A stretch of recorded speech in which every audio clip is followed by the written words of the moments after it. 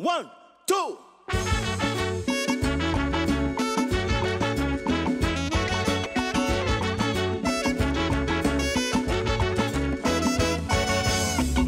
Leur reconnaissance, elle est arrivée sur le tard.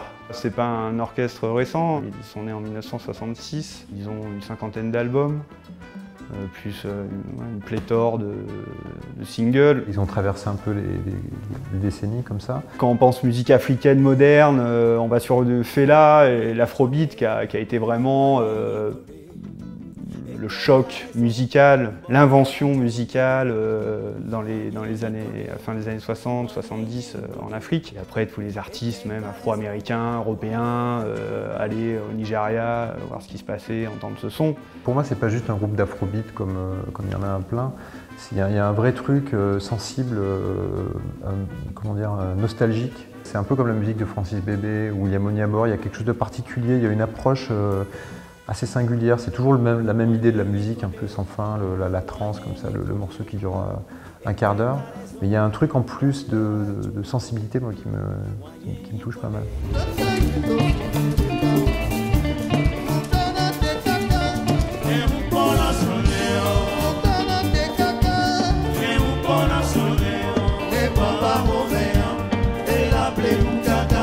Ils ont fonctionné parce qu'il y a vraiment, ils ont un funk à eux, il y a un groove qui est terrible. Ils arrivent à faire la jonction entre plein de styles et puis il y a aussi tout le background rythmique des musiques traditionnelles béninoises, liées notamment à la religion vaudou. Pour les avoir vus en studio, à un moment donné, tu les vois jouer, il y a le mec au piano qui s'endort, enfin, il y a le batteur qui joue pas droit et en même temps il y a un truc qui se passe.